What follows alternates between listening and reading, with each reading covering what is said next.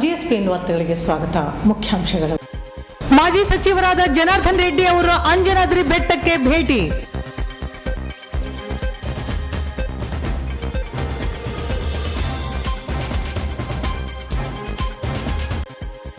ಶರತ್ ಮಡಿವಾಳ ಅವರ ಹತ್ಯೆ ಖಂಡಿಸಿ ಪ್ರತಿಭಟನೆ.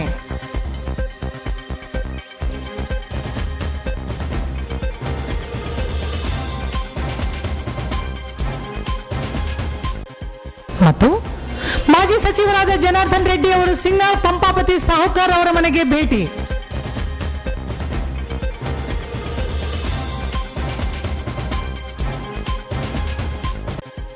ವಾರ್ತೆಗಳ ವಿವರ. ಶ್ರಾವಣ ಮಾಸದ ಮೊದಲ ಸೋಮವಾರದಂದು ಮಾಜಿ ಸಚಿವರಾದ ಜನಾರ್ದನ್ ರೆಡ್ಡಿ ಅವರು ಅಂಜನಾದ್ರಿ ಬೆಟ್ಟಕ್ಕೆ ಭೇಟಿ ನೀಡಿ ವಿಶೇಷ ಪೂಜೆ ಸಲ್ಲಿಸಿದರು. मनोजवं मारुततुल्यवेगं जितेन्द्रियं बुद्धिमतां वरिष्ठं वातात्मजं वानरयूथमुख्यं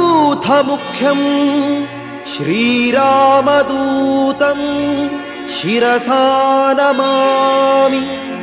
बुद्धिर्बलं यशोधैर्यं निर्भयत्वमरोगता अजाड्यं वाक्पटुत्वं च हनुमत्स्मरणात् भवेत्.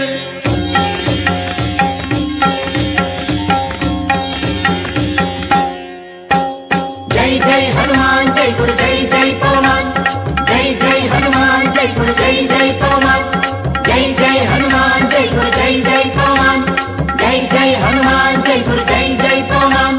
पवन पुत्र हनुमान की जय. अंजनेय बल भीमा भक्तवर अतुलित बलधाम हनुमंत यम रक्षिसो राम विरोधिಗಳನ್ನು ಶಿಕ್ಷಿಸೋ. जय जय हनुमान जय गुरु जय जय पवन. जय जय हनुमान जय गुरु जय जय पवन. पवन पुत्र हनुमान की जय. अंजनेय बल भीमा भक्तवर अतुलित बलधाम हनुमंत यम रक्षिसो राम विरोधिಗಳನ್ನು ಶಿಕ್ಷಿಸೋ. जय जय हनुमान जय गुरु जय जय पवन. जय जय हनुमान जय गुरु जय जय पवन. पवन पुत्र हनुमान की जय. जय हनुमान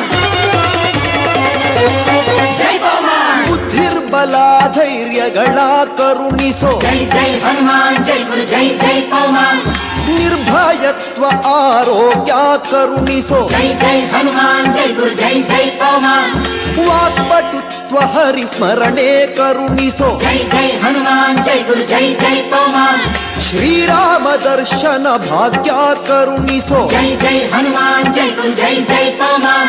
ಬುದ್ಧಿರ್ಬಲ ಧೈರ್ಯಗಳ ಕರುಣಿಸೋ. ನಿರ್ಭಯತ್ವ ಆರೋಗ್ಯ ಕರುಣಿಸೋ. ವಾಕ್ಪಟುತ್ವ ಹರಿಸ್ಮರಣೆ ಕರುಣಿಸೋ. ಶ್ರೀರಾಮ ದರ್ಶನ ಭಾಗ್ಯ ಕರುಣಿಸೋ. जय जय हनुमान जय गुरु जय जय पवन. जय जय हनुमान जय गुरु जय जय पवन. पवन पुत्र हनुमान की जय. ಜೈ ಆಂಜನೇಯ ಬಲ ಭೀಮ ಭಕ್ತವರ ತುಳಿತ ಬಲಧಾಮ ಹನುಮಂತ ಯಮ ರಕ್ಷಿಸೋ ರಾಮ ವಿರೋಧಿಗಳನ್ನು ಶಿಕ್ಷಿಸೋ. जय जय हनुमान जय गुरु जय जय पवन. जय जय हनुमान जय गुरु जय जय पवन. पवन पुत्र हनुमान की जय. जय श्री राम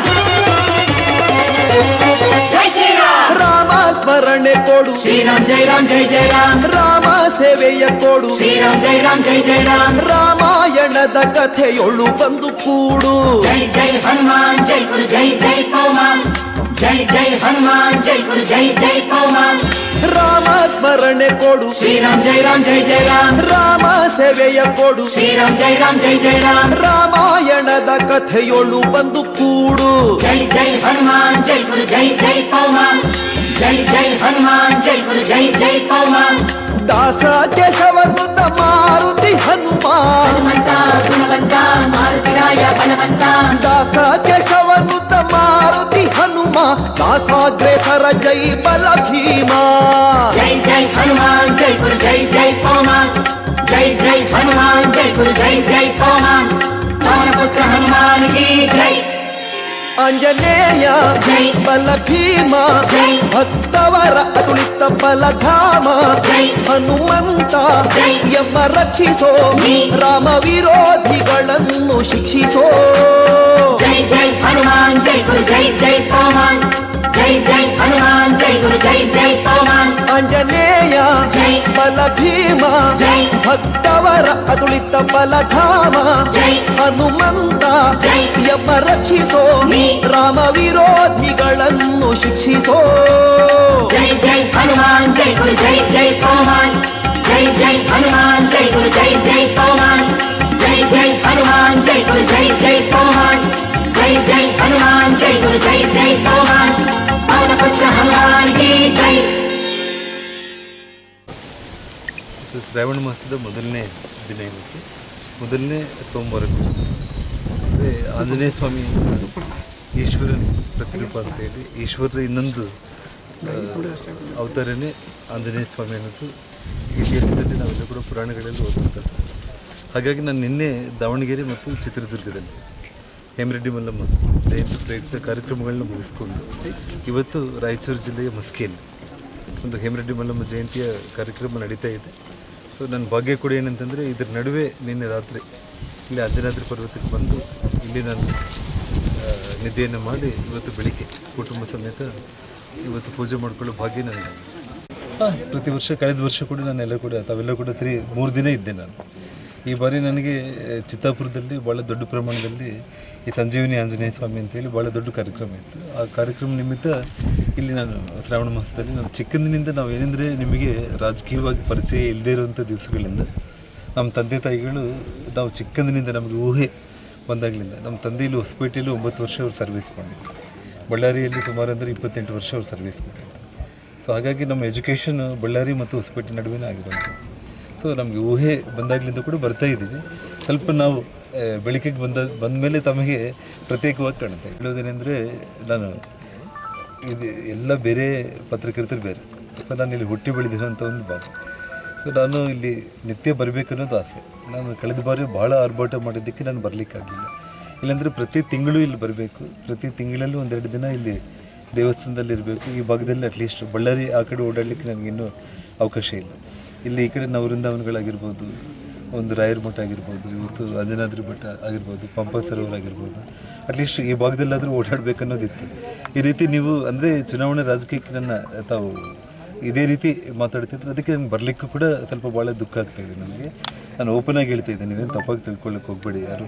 ದಯಮಾಡಿ ರಾಜಕೀಯ ಅನ್ನೋದು ನನಗೆ ಯಾವುದೇ ಕಾರಣಕ್ಕೂ ಕೂಡ ಒಬ್ಬ BJP ಕಾರ್ಯಕರ್ತನ ಮೊದಲಿಂದ ಕೂಡ ಹೇಳ್ತಾ ಇದ್ದೀನಿ. ಚುನಾವಣೆಯಲ್ಲಿ ಇವತ್ತು ಯಾವ ಜಿಲ್ಲೆಗೆ ಹೋದ್ರಲ್ಲಿ ಅಲ್ಲಿ ದೇವಸ್ಥಾನಗಳಿಗೆ ಹೋದರೂ ಕೂಡ ನಾನು ಹೇಮರೆಡ್ಡಿ ಮಲ್ಲಮ್ಮ ಜಯಂತಿಗೆ ಹೋದರೂ ಕೂಡ ಅಲ್ಲಿ ಈ ರೀತಿ ಹೇಳ್ತಾ ಇದ್ದಾರೆ. ಹಾಗಾಗಿ ದಯಮಾಡಿ ಚುನಾವಣಾ ರಾಜಕೀಯಕ್ಕೆ ನನ್ನ ತಾವು ತಿರುಗಿಸುವಂಥ ಒಂದು ಮಾತುಗಳು ಕೂಡ ಪಾರ್ಟಿ ಕಾರ್ಯಕರ್ತರನ್ನ ನಾನು ಮೀಟ್ ಮಾಡ್ತಾ ಇದ್ದೀನಿ. ಆ ಭಾಗದ ಜಿಲ್ಲಾಧ್ಯಕ್ಷರುಗಳಾಗಿರ್ಬೋದು, ಪಕ್ಷ ಸಂಘಟನೆಗೆ ನನ್ನಿಂದ ಇವತ್ತು ಭಾರತೀಯ ಜನತಾ ಪಕ್ಷ ಅಧಿಕಾರಕ್ಕೆ ಬರೋದಕ್ಕೆ ಇವತ್ತೇನು ಒಂದು 150 ಮಿಷನ್ ಅಂತೇಳಿ ಹಿರಿಯರೆಲ್ಲ ಕೂಡ ಒಂದು ತೀರ್ಮಾನ ಮಾಡಿ ಪಕ್ಷ ಅಧಿಕಾರಕ್ಕೆ ಬರಬೇಕು ಅನ್ನೋಂಥ ಒಂದು ತೀರ್ಮಾನ ಏನಿದೆ, ಆ ನಿಟ್ಟಲ್ಲಿ ನಾನು ಕೂಡ ಒಬ್ಬ ಸಾಮಾನ್ಯ ಕಾರ್ಯಕರ್ತನಾಗಿ ಪಕ್ಷಕ್ಕೋಸ್ಕರ ನಾನು ದುಡಿತೀನಾಗಲಿ. ಯಾವುದೇ ಒಂದು ಸ್ವಾರ್ಥ ಮತ್ತು ಚುನಾವಣೆಯಲ್ಲಿ ನಿಲ್ಲಬೇಕು ಮತ್ತು ಅಧಿಕಾರ ಬರಬೇಕು ಅನ್ನೋದಲ್ಲ. 2018ರಲ್ಲಿ BJP ನೇತೃತ್ವದ ಯಡಿಯೂರಪ್ಪ ಅವ್ರ ಸರ್ಕಾರ ಬರಬೇಕು. 2019ರಲ್ಲಿ ಮತ್ತೆ ಸನ್ಮಾನ್ಯ ಮೋದಿಯವರು ದೇಶದ ಪ್ರಧಾನಮಂತ್ರಿ ಆಗೋದಕ್ಕೆ ಕರ್ನಾಟಕ ಅಲ್ಲ, ಆಂಧ್ರ, ತೆಲಂಗಾಣ ಯಾವುದೇ ಭಾಗದಲ್ಲಿ ಬೇಕಾದರೂ ಕೂಡ ನಾನು ಹೋಗಿ ಪಕ್ಷಕ್ಕೋಸ್ಕರ ಕೆಲಸ ಮಾಡ್ತೀನಿ. 4 ವರ್ಷದ ಸರ್ಕಾರದ ವೈಫಲ್ಯವನ್ನು ಮರೆಮಾಚಲು ಮುಖ್ಯಮಂತ್ರಿ ಸಿದ್ದರಾಮಯ್ಯ ಅವರು ರಾಜ್ಯಕ್ಕೆ ಪ್ರತ್ಯೇಕ ಧ್ವಜ ಎಂಬ ಸುದ್ದಿ ಹರಿಬಿಟ್ಟಿದ್ದಾರೆ. ಪ್ರತ್ಯೇಕ ನಾಡಧ್ವಜ ವಿಷಯ ಸಂವಿಧಾನ ಶಿಲ್ಪಿ BR ಅಂಬೇಡ್ಕರ್ ಅವರ ಆಶಯಕ್ಕೆ ಧಕ್ಕೆ ತಂದಂತಾಗುತ್ತದೆ ಎಂದು ಬಿಜೆಪಿ ರಾಜ್ಯ ಪ್ರಧಾನ ಕಾರ್ಯದರ್ಶಿ CT ರವಿ ತಿಳಿಸಿದರು.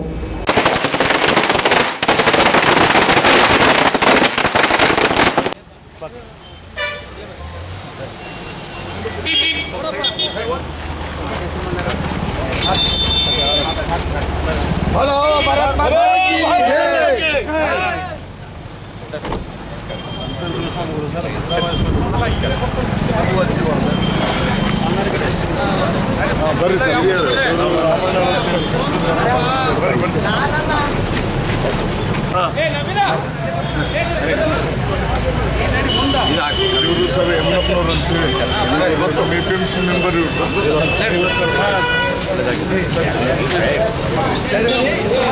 ಭಾರತ್ ಮಾತಾ ಕಿ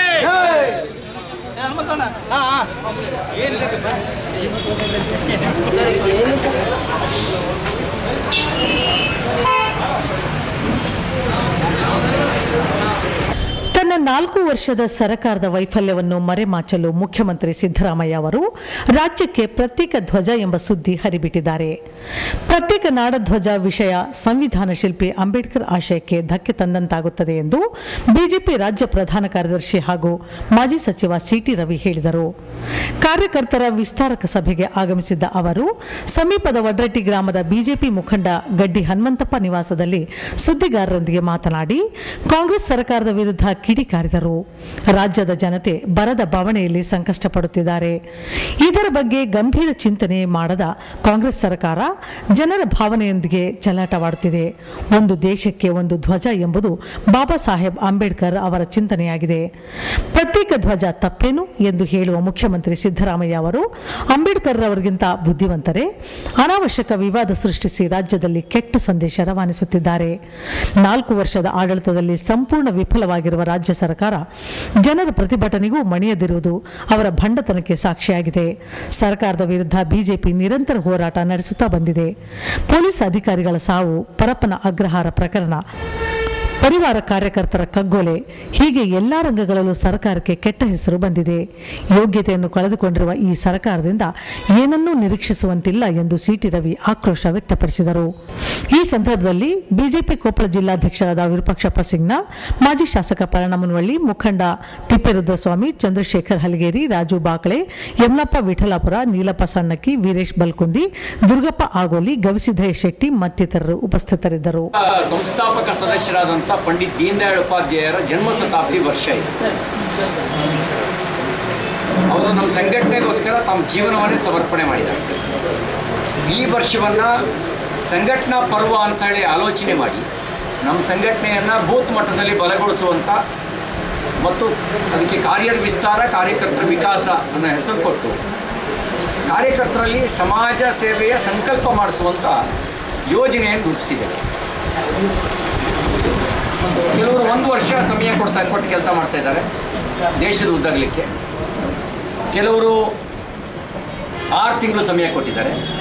ಪ್ರತಿಯೊಬ್ಬ ಪಕ್ಷದ ಜವಾಬ್ದಾರಿ ಹೊತ್ತಿರುವನು ಕೂಡ 15 ದಿನ ಸಮಯ ಕೊಟ್ಟು ಕೆಲಸ ಮಾಡ್ತಿದ್ದಾರೆ.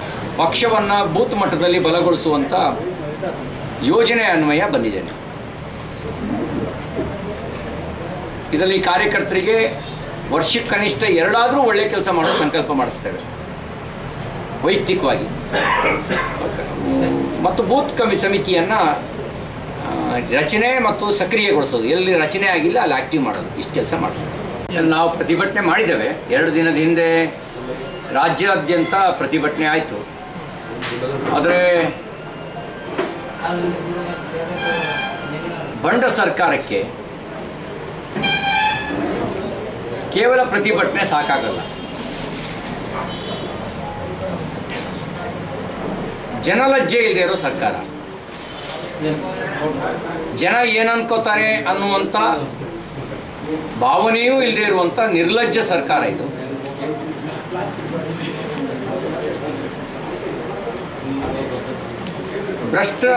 ಈ ಸರ್ಕಾರ ಕೊಡೋ ಸಂದೇಶ ಏನಿದೆ ಅಂತ ಹೇಳಿದ್ರೆ, ಭ್ರಷ್ಟರ ಜೊತೆಗೆ ಶಾಮೀಲಾಗು ಇಲ್ಲ, ನೋಡಿರೂ ನೋಡ್ದಂಗಿದೆ.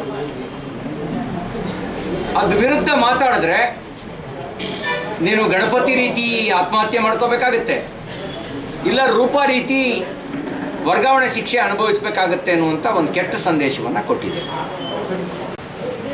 ಈ ಕಾಂಗ್ರೆಸ್ ಪಾರ್ಟಿ ಅಂಬೇಡ್ಕರ್ ಬದುಕಿದ್ದಾಗಲೂ ಅಂಬೇಡ್ಕರ್ ಅವರನ್ನ ವಿರೋಧಿಸಿದೆ. ಅಂಬೇಡ್ಕರ್ ನಂತರನೂ, ತೀರ್ಕೊಂಡ ನಂತರನೂ ಅಂಬೇಡ್ಕರ್ ಅವರ ಆಶಯಕ್ಕೆ ವಿರುದ್ಧವಾಗಿ ವರ್ತನೆ ಮಾಡ್ತಾ ಇದ್ದಾರೆ. ಸಂವಿಧಾನ ಬರೆದವರು ಅಂಬೇಡ್ಕರ್ ಅವರು ರಾಜ್ಯಕ್ಕೊಂದು ಧ್ವಜ ಕೊಡಲಿಲ್ಲ, ದೇಶಕ್ಕೊಂದು ಧ್ವಜ ಕೊಟ್ಟರು.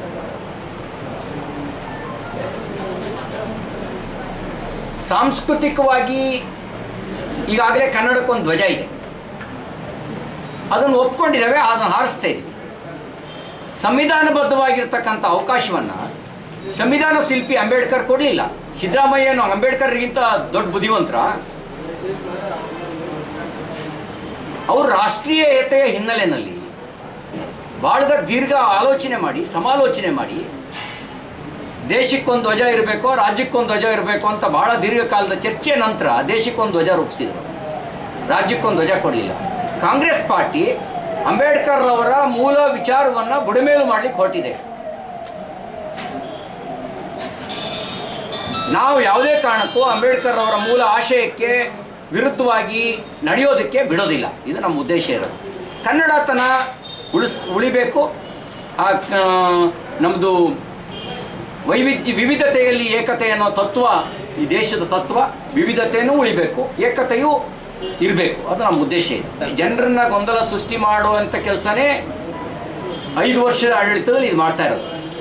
ತನ್ನ ವೈಫಲ್ಯಗಳನ್ನು ಮರೆಮಾಚೋದಕ್ಕೆ ಏನಾದರೂ ಒಂದು ಗೊಂದಲ ಸೃಷ್ಟಿ ಮಾಡಿ ಜನರ ಮೂಲ ಸಂಕಟ ಹೊರಬಾರದಂತೆ, ಬರದ ಬವಣೆ ಸ್ಫೋಟಗೊಳ್ಳದಂತೆ ಮಾಡೋದಕ್ಕೆ ಮತ್ತು ಆಕ್ರೋಶ ಸ್ಫೋಟ ಆಗದಂತೆ ಮಾಡೋದಕ್ಕೆ ಈ ಥರ ವಿಷಯಾಂತರ ಮಾಡುವಂಥ ಕೆಲಸವನ್ನು ಮಾಡ್ತಾ ಇದೆ. ಇದು ಕೂಡ ಒಂದು ವಿಷಯಾಂತರ ಮಾಡುವಂಥ ಒಂದು ಕೆಲಸ.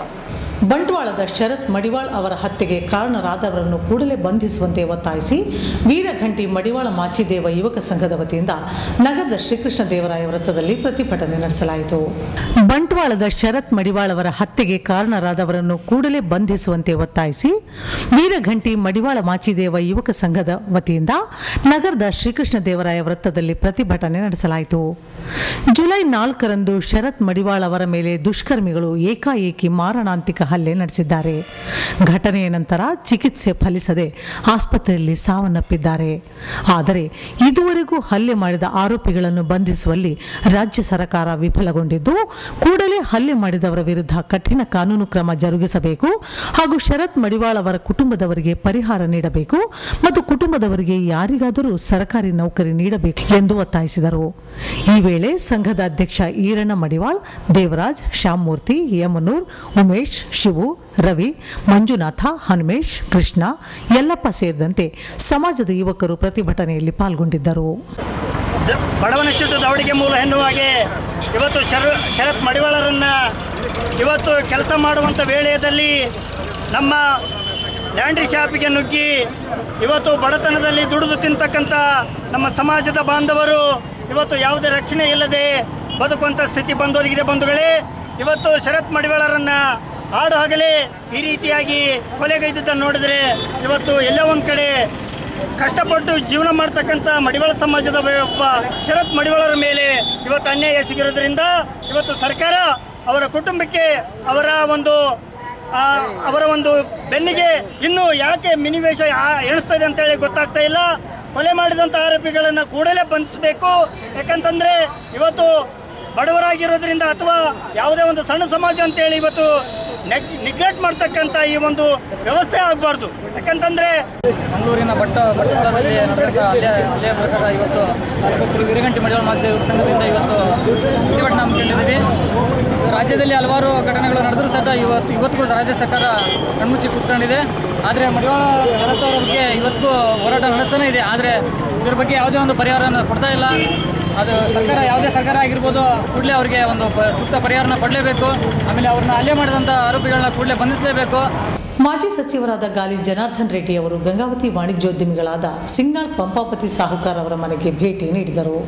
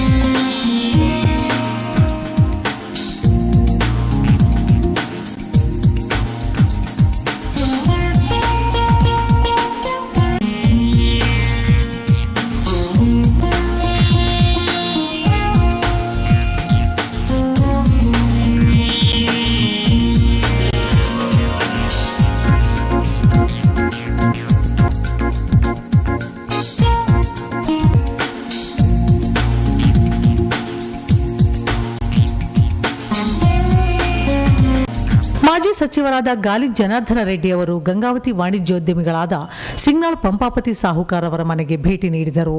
ನಂತರ ಸುದ್ದಿಗಾರರೊಂದಿಗೆ ಮಾತನಾಡಿದ ಅವರು, ಶ್ರಾವಣ ಮಾಸದ ಮೊದಲ ಸೋಮವಾರ ಅಂಜನಾದ್ರಿ ಬೆಟ್ಟಕ್ಕೆ ಭೇಟಿ ನೀಡಿ ಪೂಜೆ ಸಲ್ಲಿಸಲು ಆಗಮಿಸಿದ್ದೇನೆ.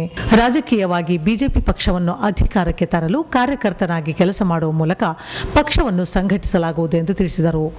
ಈ ವೇಳೆ ಬಿಜೆಪಿ ಜಿಲ್ಲಾಧ್ಯಕ್ಷರಾದ ಸಿಂಗ್ನಾಳ್ ವಿರೂಪಾಕ್ಷಪ್ಪ, ಮಾಜಿ ಸಂಸದ ಶಿವರಾಮೇಗೌಡ, ಮಾಜಿ ಶಾಸಕರಾದ ಪರಣಮನವಳ್ಳಿ, ಜಿ ವೀರಪ್ಪ, ಸಿಂಗ್ನಾಳ್ ಪಂಪಾಪತಿ ಸಾಹುಕಾರ್, ಬಿಜೆಪಿ ಮುಖಂಡರಾದ ತಿಪ್ಪೇರುದ್ರಸ್ವಾಮಿ, ಧಡೆಸುಗೂರ್ ಬಸವರಾಜ್, ವೀರೇಶ್ ಬಲ್ಕುಂದಿ, ದುರ್ಗಪ್ಪ ಆಗೋಲಿ, ಹನುಮಂತಪ್ಪ ಚೌಡ್ಕಿ, ಟಿಆರ್ ರಾಯಬಾಗಿ, ಲಿಂಗನಗೌಡ ಹೇರೂರ್, ಚನ್ನವೀರನಗೌಡ ಸೇರಿದಂತೆ ಅನೇಕರು ಇದ್ದರು. ಅಂಜನಾದ್ರಿ ಬೆಟ್ಟಕ್ಕೆ ನಾನು ಬಂದೆ. ಇವತ್ತು ಮಸ್ಕಿಯಲ್ಲಿ ಬಹಳ ದೊಡ್ಡ ಪ್ರಮಾಣದಲ್ಲಿ ಅದೇ ಒಂದು ಹೇಮರೆಡ್ಡಿ ಮಲ್ಲಮ್ಮ ಜಯಂತಿ ಕಾರ್ಯಕ್ರಮ ನಡೀತಾ ಇದೆ. ಸೊ ಆನ್ ದಿ ವೇ ಆಗಿರೋ ಕಾರಣ ಮತ್ತು ಶ್ರಾವಣ ಮಾಸದ ಮೊದಲನೇ ದಿವಸ ಮತ್ತು ಮೊದಲನೇ ಸೋಮವಾರ ಮತ್ತು ಸಾಕ್ಷಾತ್ ಪರಮೇಶ್ವರನಿಗೆ ಈಶ್ವರನಿಗೆ ಇನ್ನೊಂದು ಜನ್ಮನೇ ಆಂಜನೇಯ ಸ್ವಾಮಿ ಅನ್ನೋದು ನಮ್ಮ ಇತಿಹಾಸ.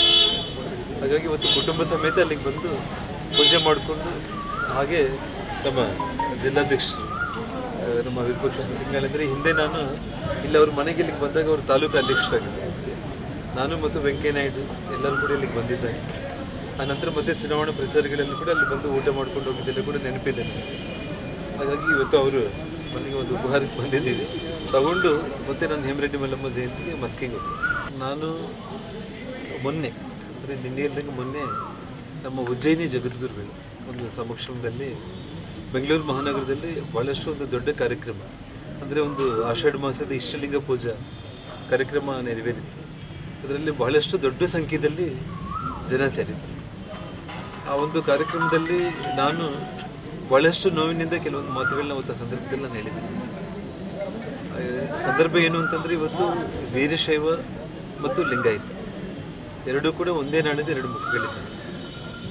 ಯಾವುದೇ ಕಾರಣಕ್ಕೂ ಕೂಡ ಅವುಗಳನ್ನ ಬೇರೆ ಬೇರೆ ಮಾಡುವಂಥ ಒಂದು ಕೆಲಸ ಯಾವುದೇ ಒಬ್ಬ ವ್ಯಕ್ತಿ ಆಗಿರ್ಬೋದು, ಒಂದು ಸರ್ಕಾರ ಆಗಿರ್ಬೋದು, ಅಂಥ ಒಂದು ಪ್ರಯತ್ನಕ್ಕೆ ಅವರು ಕೈ ಹಾಕಿದರೆ, ನಾನು ಆ ಸಮಾವೇಶದಲ್ಲಿ ಒಂದು ಮಾತನ್ನು ಹೇಳಿದೆ, ಆ ಈಶ್ವರ ಮೂರನೇ ಕಣ್ಣು ತೆಗೆಯೋದು ಗ್ಯಾರಂಟಿ, ಆ ಕಣ್ಣು ತೆಗೆದ್ರೆ ಇವರು ಭಸ್ಮ ಆಗೋದು ಕೂಡ ಗ್ಯಾರಂಟಿ ಅಂತ. ಯಾಕೆಂದರೆ ಇವತ್ತು ವೀರಶೈವರಾಗಿರ್ಬೋದು, ಲಿಂಗಾಯತರು ಅನ್ನೋದು ಬೇರೆ ಬೇರೆ ಆಗ್ತದೆ. ಸಾಕ್ಷಾತ್ತು ಬಸವೇಶ್ವರರಾಗಿರ್ಬೋದು, ಅವರು ಶಿವರಾಧಿಕರು ಮತ್ತು ವೀರಶೈವ ಮತ ಒಂದು ಪ್ರಚಾರ ಒಂದು ವಿಷಯದಲ್ಲಾಗಿರ್ಬೋದು, ಒಂದು ಲಿಂಗಾಯತ ಧರ್ಮ ಅಂತಂದರೆ ಇವತ್ತು ನಾವೆಲ್ಲರೂ ಕೂಡ ಹೇಳ್ಕೋಬೇಕಾಗಿರೋದು, ನಾನು ಆ ಬಹಿರಂಗ ಸಭೆಯಲ್ಲೇ ನಾನು ಹೇಳ್ತೇನೆ. ಯಾಕೆಂದರೆ ಈ ಹಿಂದೆ ನಾವು ಎಲ್ಲಿ ಕೂಡ ಪ್ರಚಾರ ಮಾಡ್ಕೊಳ್ತಾ ಇದ್ವಿ, ಹೇಳ್ಕೊಳ್ಳೋದು ಅಷ್ಟು ಸೂಕ್ತ ಅಲ್ಲಂತಿತ್ತು. ಸೊ ನಾನು ಮಾಡ್ಕೊಂಡಿರೋ ಲಿಂಗಾಧಾರಣೆಯನ್ನು ಕೂಡ ನಾನು ಸಾರ್ವಜನಿಕವಾಗಿ ನಾನು ತೆಗೆದು ತೋರಿಸಿ, ಇವತ್ತು ಜನಾರ್ದನ್ ರೆಡ್ಡಿನ ಯಾರಾದರೂ ನೀವು ಲಿಂಗಾಯತ ರೆಡ್ಡಿನ ಅಥವಾ ಏನಂತ ಕೇಳಿದರೆ ನಾನು ವೀರಶೈವ ಲಿಂಗಾಯತ ರೆಡ್ಡಿ ಅಂತೇಳಿ ನಾನು ಹೇಳ್ತೀನಿ ಅಂತ ಹೇಳಿದೆ.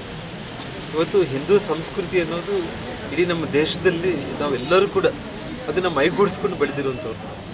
ಹಾಗಾಗಿ ಹಿಂದೂ ಸಂಸ್ಕೃತಿಯಲ್ಲಿ ಕೆಲವೊಬ್ಬರನ್ನ ದಿಕ್ಕು ತಪ್ಪಿಸುವಂಥ ಒಂದು ನಿಟ್ಟಲ್ಲಿ ಕೆಲವೊಂದು ಸಣ್ಣ ಪುಟ್ಟ ಮಠಾಧೀಶರು, ಇವತ್ತು ಪಂಚಾಚಾರ್ಯರು ಇವತ್ತು ಯಾವುದೇ ಒಂದು ಗ್ರಾಮಕ್ಕೆ ಯಾವುದೇ ಒಂದು ಊರಿಗೆ ಬಂದರೆ ಅಲ್ಲೊಂದು ಅಡ್ಡಪಲ್ಲಿಗೆ ಉತ್ಸವಗಳನ್ನ ಮಾಡೋದ್ರ ಮೂಲಕ ಇವತ್ತು ಲಿಂಗಾಯತ ವೀರಶೈವ ಮತ್ತು ಕೇವಲ ಇವರು ಮಾತ್ರ ಅಲ್ಲ, ಇಡೀ ಆ ಗ್ರಾಮದಲ್ಲಿರುವಂಥ ಎಲ್ಲ ಜಾತಿ ಜನಾಂಗದ ವ್ಯಕ್ತಿಗಳೆಲ್ಲರೂ ಕೂಡ ಸೇರಿ ಆ ಗ್ರಾಮಕ್ಕೆ ಆ ಊರಿಗೆ ಒಳ್ಳೆಯದಾಗ ಇವತ್ತು ಸಿದ್ದರಾಮಯ್ಯ ಅವ್ರ ಸರ್ಕಾರದಲ್ಲಿ ಇವತ್ತು ಅವರೇನು ಈ ಒಂದು ಇದಕ್ಕೆ ಕೈ ಹಾಕ್ತಾ ಇದ್ದಾರೆ ಅದು ಸೂಕ್ತ ಅಲ್ಲ.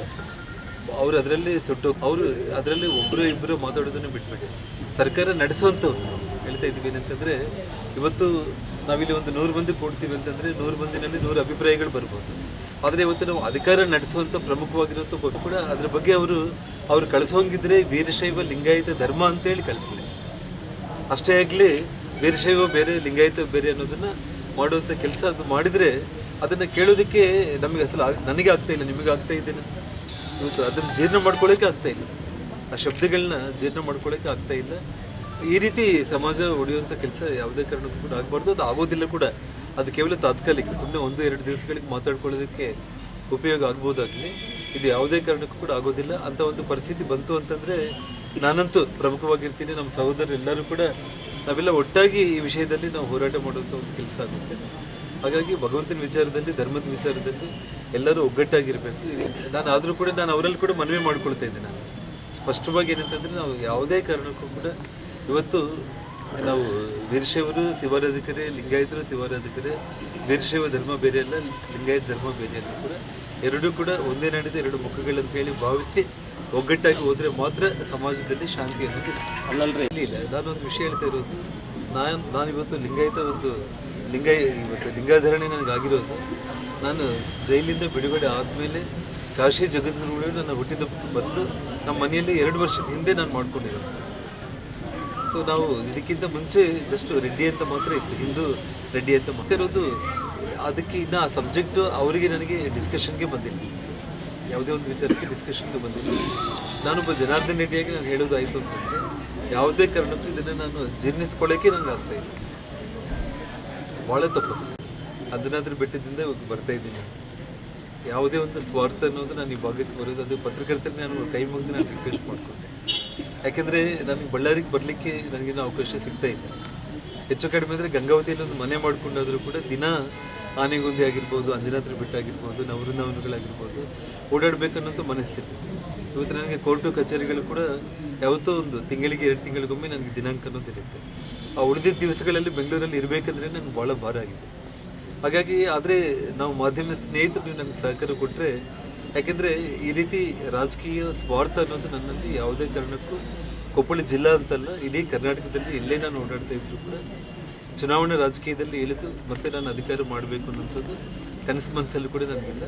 ಕೇವಲ ಒಬ್ಬ ಸಾಮಾನ್ಯ ಭಾರತೀಯ ಜನತಾ ಪಕ್ಷದ ಕಾರ್ಯಕರ್ತನ. ಹಿಂದೆ ಎಲ್ಲ ನಮ್ಮ ಸ್ನೇಹಿತರುಗಳಿಗೋಸ್ಕರ ನಾನು ಯಾವ ರೀತಿ ಬಂದು ಪಕ್ಷಕ್ಕೋಸ್ಕರ ದುಡಿದಿದ್ದೇನೋ ಆ ರೀತಿ ದುಡಿದು ಪಕ್ಷ ಮತ್ತೆ ಅಧಿಕಾರಕ್ಕೆ ತೊಗೊಂಡು ಬರಬೇಕು. ಈ ಹಿಂದೆ 2008ರಲ್ಲಿ ಯಾವ ಪ್ರಮಾಣದಲ್ಲಿ ನಮ್ಮ ಅಭ್ಯರ್ಥಿಗಳು ದೊಡ್ಡ ದೊಡ್ಡ ಪ್ರಮಾಣದಲ್ಲಿ ಮೆಜಾರಿಟಿಗಳಲ್ಲಿ ಗೆದ್ದರು, ಆ ಸಂಖ್ಯೆಯಲ್ಲಿ ಗೆಲ್ಲುವಂಥ ಚುನಾವಣೆಗಳಿಗೆ ನಿಲ್ಲೋ ಪ್ರಶ್ನೆ ನೋಡಿ ಮಾಧ್ಯಮಗಳಲ್ಲಿ ಸಾಕಷ್ಟು ಊಹಾಪೋಹಗಳೆಲ್ಲ ಕೂಡ ಓಡ್ತಾ ಇದೆ. ಅಂದರೆ ಪಕ್ಷದ ನಾಯಕರುಗಳು ಅಂಥದ್ದು ಯಾವುದೂ ಕೂಡ ನನಗೆ ಹೇಳಿಲ್ಲ. ಅವರು ಮುಂದೆ ದಿನಗಳಲ್ಲಿ ನಾನು ಹೇಳ್ತಾ ಇದ್ದೀನಲ್ಲ, ಒಂದಂತಲ್ಲ, ಇವತ್ತು 2018ರಲ್ಲಿ ಭಾರತೀಯ ಜನತಾ ಪಕ್ಷ ಮತ್ತೆ ಅಧಿಕಾರಕ್ಕೆ ಬರಬೇಕು. ಇವತ್ತು ಪಕ್ಷದ ಒಂದು ಗುರಿ 150 ಮಿಷನ್ ಏನಿದೆ ಅದನ್ನು ಸಾಧಿಸಬೇಕು. ಸನ್ಮಾನ್ಯ ಯಡಿಯೂರಪ್ಪನವರು ಈ ರಾಜ್ಯದ ಮುಖ್ಯಮಂತ್ರಿಗಳಾಗಬೇಕು. ಅದೇ ಒಂದು ರೀತಿಯಲ್ಲಿ 2019ರಲ್ಲಿ ಸನ್ಮಾನ್ಯ ನರೇಂದ್ರ ಮೋದಿಯವರು ಮತ್ತೆ ಪ್ರಧಾನಮಂತ್ರಿ ಆಗುವಂಥ ಸಂದರ್ಭದಲ್ಲಿ ಕೇವಲ ಕರ್ನಾಟಕ ಮಾತ್ರ ಅಲ್ಲ, ಆಂಧ್ರ ಆಗಿರ್ಬೋದು, ತೆಲಂಗಾಣ ಆಗಿರ್ಬೋದು, ಆ ರಾಜ್ಯಗಳಲ್ಲಿ ನನ್ನ ಶಕ್ತಿಗೆ ಮೀರಿ, ನನಗಿರುವಂಥ ಒಂದು ಶಕ್ತಿಗೆ ಮೀರಿ ನಾನು ಒಬ್ಬ ಭಾರತೀಯ ಜನತಾ ಪಕ್ಷದ ಕಾರ್ಯಕರ್ತನಾಗಿ, ಸೈನಿಕನಾಗಿ ಪಂಡಿತ್ ದೀನ್ ದಯಾಳ್ ಉಪಾಧ್ಯಾಯರ ಜನ್ಮ ಶತಾಬ್ದಿ ಅಂಗವಾಗಿ ಬಿಜೆಪಿ ರಾಜ್ಯ ಪ್ರಧಾನ ಕಾರ್ಯದರ್ಶಿಯಾದ ಸಿಟಿ ರವಿ ಅವರ ನೇತೃತ್ವದಲ್ಲಿ ವಿಸ್ತಾರಕರ ಸಭೆಯನ್ನು ವಡ್ರಟ್ಟಿಯ ಅಂಬಾ ಭವಾನಿ ದೇವಸ್ಥಾನದಲ್ಲಿ ಹಮ್ಮಿಕೊಳ್ಳಲಾಗಿತ್ತು.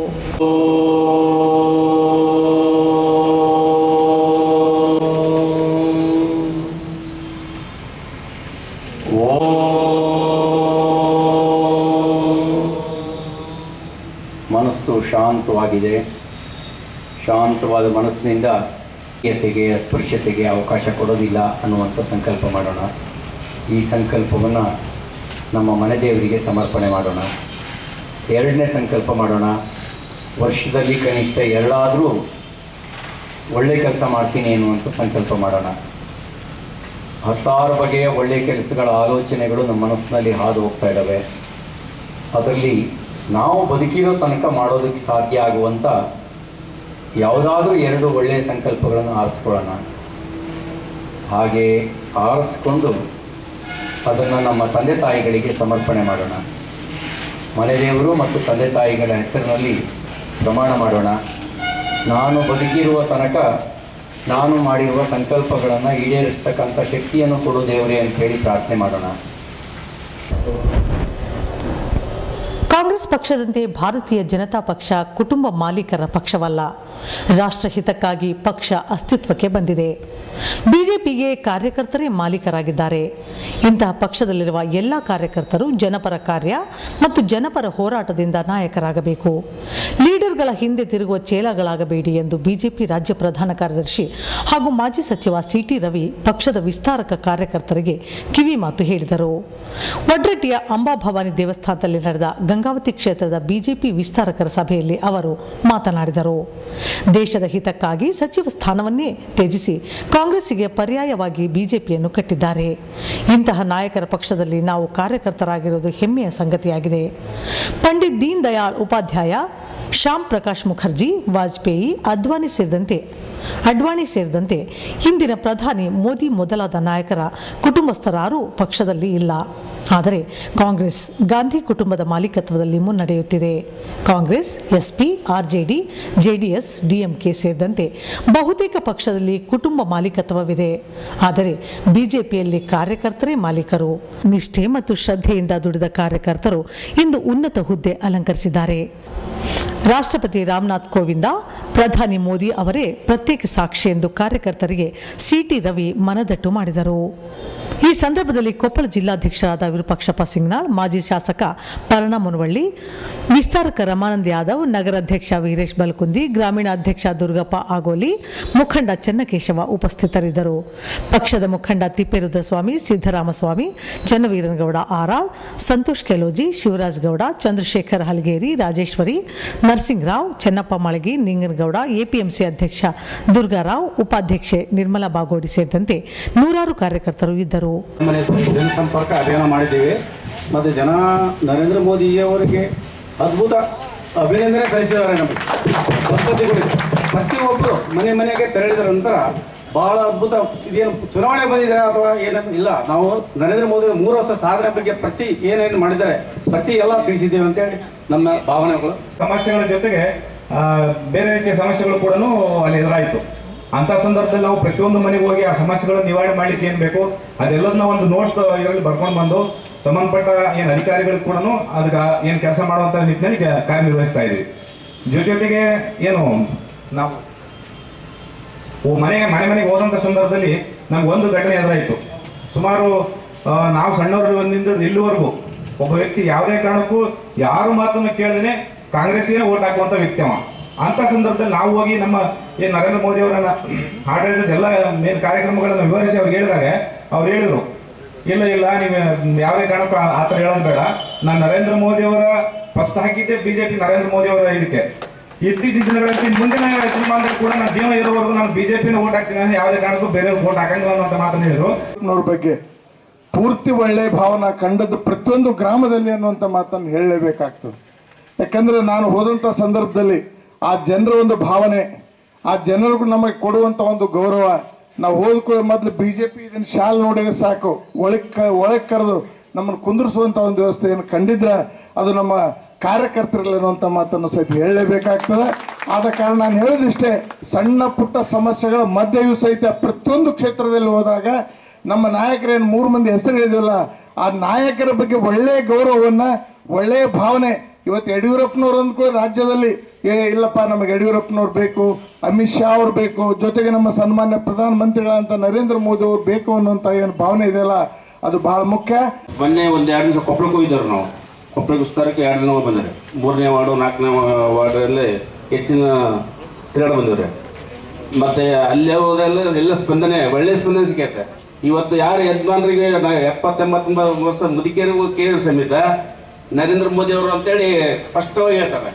ಅವ್ರು ಬಂದು ನಾವು ಅವರಿದ್ದ ಅವರು ನರೇಂದ್ರ ಮೋದಿ ಅವರ ಅನುಕೂಲ ಮಾಡಿದ್ದು ಮತ್ತೆ ಯಡಿಯೂರಪ್ಪನವರು ಅನುಕೂಲ ಮಾಡಿದ್ದು ಎಲ್ಲ ಹೇಳಿ ಮುಂದೆ ಮತ್ತೆ ನಮ್ಮ ಬಿಜೆಪಿಗೆ ಪಕ್ಷಕ್ಕೆ ಅನುಕೂಲ ಮಾಡಿಕೊಡ್ಬೇಕು ನೀವು ಅಂತ ಹೇಳಿ ಸ್ವಂತವರಿಗೆ ಪಂಚಾಯತಿಯಲ್ಲಿ ಹೋದಾಗ ಇವತ್ತೇನು ಉಜ್ವಲ ಯೋಜನೆ, ಇವತ್ತೇನು ಗ್ಯಾಸ್ ಕೊಡ್ತಾ ಇದ್ದಾರೆ, ಆ ಗ್ಯಾಸ್ ಮೋದಿಯವರು ಕೊಟ್ಟಿದ್ದು ಅನೇಕ ಜನರಿಗೆ ತಿಳಿಯುವ ಮುಖಾಂತರ.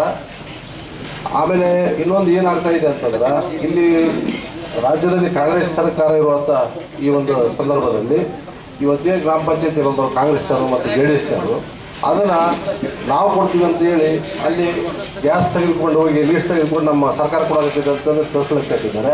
ಅದನ್ನು ನಮ್ಮ ಭಾರತೀಯ ಜನತಾ ಪಕ್ಷದ ಎಲ್ಲ ಕಾರ್ಯಕರ್ತರಿಗೆ ನಾನು ಹೇಳಿ ಇಮಿಡಿಯೇಟ್ ಆಗಿ ನೀವು ಆ ಗ್ಯಾಸ್ ಲಿಸ್ಟನ್ನು ಕೊಡಿಸುವಂಥ ಎಲ್ಲ ಪಂಚಾಯತ್ ವೈಸ್ ಗ್ಯಾಸ್ ಲಿಸ್ಟನ್ನು ಗುರುತು ಮಾಡಿಸುವಂಥ ಕೆಲಸ ಮಾಡಿಸಿ, ಇವತ್ತು ಮೋದಿಯವರು ಕೊಟ್ಟಿದ್ದಾರೆ ಗ್ಯಾಸ್ ಅಂತ ಅಭಿಪ್ರಾಯವನ್ನು ವ್ಯಕ್ತಪಡಿಸಿ ಮೂಡಿಸುವಂಥ ಕೆಲಸ ಇಡೀ ಅಲ್ಲಿ ಒಂದು ನಮ್ಮ ಇಲ್ಕಂಗಡ ಪಂಚಾಯತಿಯಲ್ಲಿ ಒಂದು 5-6 ಪಂಚಾಯತಿಗಳಿಗೆ ಹೋಗಿ ಆ ಕೆಲಸ ಕಾರ್ಯವನ್ನು ಮಾಡಿ ಬಂದ್ವಿ.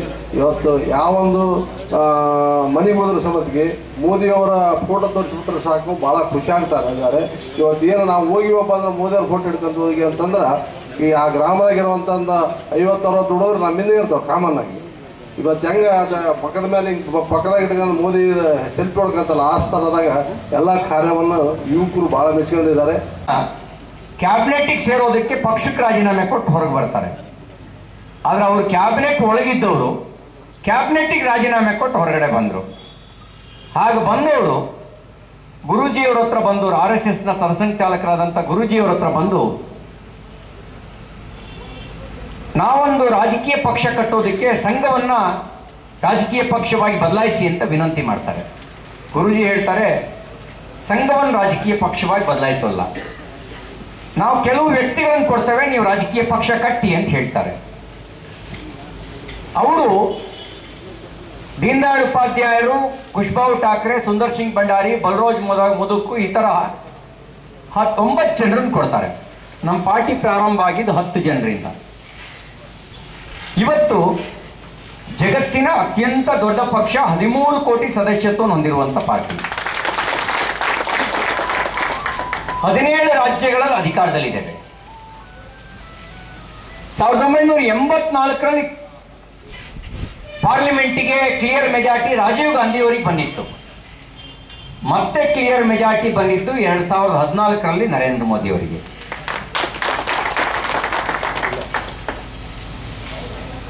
ಇನ್ನು ಪ್ರಧಾನಮಂತ್ರಿ ಬಗ್ಗೆ ನಾನೇನು ಹೇಳೋದಿಲ್ಲ, ನೀವೇ ಎಲ್ಲರೂ ಹೇಳಿದ್ದೀರಿ. ಆದರೆ 2 ಸಂಗತಿ ನಿಮ್ಮ ನಡುವೆ ಹಂಚ್ಕೊಳ್ತೀನಿ.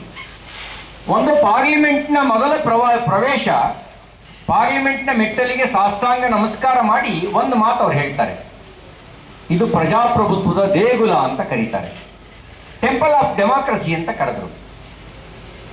ಒಬ್ಬ ಮನುಷ್ಯನ ಭಾವನೆ ಹೇಗಿದೆ ಅನ್ನೋದನ್ನ ಅವ್ರ ಮಾತು ಹೇಳುತ್ತೆ, ಅವ್ರ ನಡವಳಿಕೆ ತೋರಿಸುತ್ತೆ.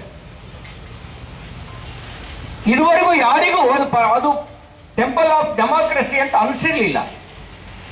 ಕಾಂಗ್ರೆಸ್ನವ್ರ ಪಾಲಿಗಂತೂ ಅದೊಂದು ಡೈನಿಂಗ್ ಟೇಬಲ್ ಆಗಿಬಿಟ್ಟಿತ್ತು. ಆಕಾಶ ಭೂಮಿ ಪಾತಾಳ 3ರಲ್ಲೂ ನುಂಗೋದೇ ಕೆಲಸ ಆಗಿತ್ತು. ಆದರೆ ನಮ್ಮ ಹೆಮ್ಮೆಯ ಪ್ರಧಾನಮಂತ್ರಿಗೆ ಅದು ಟೆಂಪಲ್ ಆಫ್ ಡೆಮಾಕ್ರಸಿ. ಇನ್ನೊಂದು ಮಾತು ಹೇಳಿದ್ರು, ಪ್ರಧಾನಮಂತ್ರಿಯಾಗಿ ಪ್ರಮಾಣ ವಚನ ಸ್ವೀಕಾರ ಮಾಡಿದ್ಮೇಲೆ ಇನ್ನೊಂದು ಮಾತು ಹೇಳ್ತಾರೆ, ನಾನು ಪ್ರಧಾನಮಂತ್ರಿ ಅಲ್ಲ, ಪ್ರಧಾನ ಸೇವಕ ಅಂತ ಕರೀತಾರೆ. ಒಬ್ಬ ಪಂಚಾಯಿತಿ ಅಧ್ಯಕ್ಷ ಆದರೆ ಅವನು ಮಾತಾಡ್ಸೋದು ಕಷ್ಟ ಆಗುತ್ತೆ. ನಮಸ್ಕಾರ ಕಾರಣ ಅಂತ ಹೇಳಿದ್ರೆ ಹಾ ಅಂದ್ಕೊಂಡು ಹೋಗ್ತಿರ್ತಾನೆ, ಹೋಗ್ತಾನೆ. ಪಂಚಾಯಿತಿ ಅಧ್ಯಕ್ಷನಿಗೆ ಅಧಿಕಾರ ಪಿತ್ತ ತಲೆಗೇರಿ ಬಿಡುತ್ತೆ. ಆದರೆ ದೇಶದ ಪ್ರಧಾನಮಂತ್ರಿ ನಮ್ರತೆಯಿಂದ ಹೇಳ್ತಾರೆ, ನಾನು ಪ್ರಧಾನ ಸೇವಕ ಅಂತ ಹೇಳಿ. ಇವತ್ತು ನಮ್ಮ ದೇಶದ ಪ್ರಧಾನಮಂತ್ರಿ ಜಗತ್ತಿನ ಎಲ್ಲಾ ದೇಶಗಳಲ್ಲಿ ಗೌರವ ಸಿಗುತ್ತೆ ಇದೆ. ಅವ್ರಿಗೆ ಸಿಗ್ತಿರೋ ಗೌರವ ಕೇವಲ ಅವರೊಬ್ಬರಿಗೆ ಮಾತ್ರ ಅಲ್ಲ, ಈ ದೇಶದ 125 ಕೋಟಿ ಜನರಿಗೆ ಸಿಗೋ ಗೌರವ. ನಾವು ಆರಿಸಿರೋ ಪ್ರಧಾನಮಂತ್ರಿ. ರಮಾನಂದ್ ಅವ್ರು ನೋಡಿದಾಗ ಒಂದ್ ಜಾತಿ ಕಾಣಬಹುದು, ವಿರೂಪಾಕ್ಷಪ್ಪನ ನೋಡಿದಾಗ ಒಂದ್ ಜಾತಿ ಕಾಣಬಹುದು, ಪರಣ್ಣ ಅವ್ರನ್ನ ಚನ್ಕೇಶ್ ಅವ್ರು ನೋಡಿದಾಗ ಒಂದ್ ಜಾತಿ ಕಾಣಬಹುದು, ನನ್ನನ್ನು ನೋಡಿದಾಗ ಒಂದ್ ಜಾತಿ ಕಾಣಬಹುದು. ನಮಗೊಂದೊಂದು ಜಾತಿ ಇದೆ, ನಮ್ಮ ಪಾರ್ಟಿಗೆ ಜಾತಿ ಇಲ್ಲ. ನಮ್ಮ ಪಾರ್ಟಿ ನೇಷನ್ ಫಸ್ಟ್ ಅನ್ನೋ ಉದ್ದೇಶದಿಂದ ಕಟ್ಟಿದ ಪಾರ್ಟಿ. ದೇಶ ಮೊದಲು, ಓಟ್ ಮೊದಲು ಅಲ್ಲ. ದುರ್ದೈವ, ಬಹಳ ಪಾರ್ಟಿಗಳಿಗೆ ಓಟೇ ಮೊದಲು. ಅದಕ್ಕಾಗಿ ಬಾಂಬ್ ಬಿಡೋರಿದ್ರು ಓಟ್ ಬೇಕು ಅಂತ ಯೋಚನೆ ಮಾಡ್ತಾರೆ. ಓಟ್ ಬರಲಿ ಅವ್ರದ್ದು, ಬಾಂಬ್ ಇಟ್ಕೊಂಡ್ಲಿ ಅಂತ ಯೋಚನೆ ಮಾಡ್ತಾರೆ.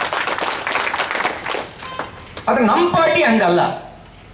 ಓಟ್ ಇಲ್ಲದೆ ಇದ್ರೂ ಪರವಾಗಿಲ್ಲ, ದೇಶ ಉಳಿಬೇಕು ಅಂತ ಆಲೋಚನೆ ಮಾಡೋ ಪಾರ್ಟಿ. ಕೊನೆಯಲ್ಲಿ ಮತ್ತೊಮ್ಮೆ ಮುಖ್ಯಾಂಶಗಳು. ಮಾಜಿ ಸಚಿವರಾದ ಜನಾರ್ದನ್ ರೆಡ್ಡಿ ಅವರು ಅಂಜನಾದ್ರಿ ಬೆಟ್ಟಕ್ಕೆ ಭೇಟಿ.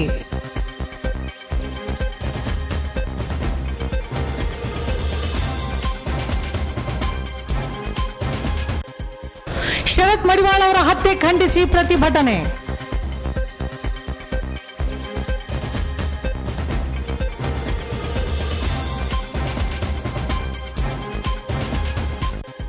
ಮತ್ತು ಮಾಜಿ ಸಚಿವರಾದ ಜನಾರ್ದನ್ ರೆಡ್ಡಿ ಅವರು ಸಿಂಗ್ನಾಳ್ ಪಂಪಾಪತಿ ಸಾಹುಕಾರ್ ಅವರ ಮನೆಗೆ ಭೇಟಿ.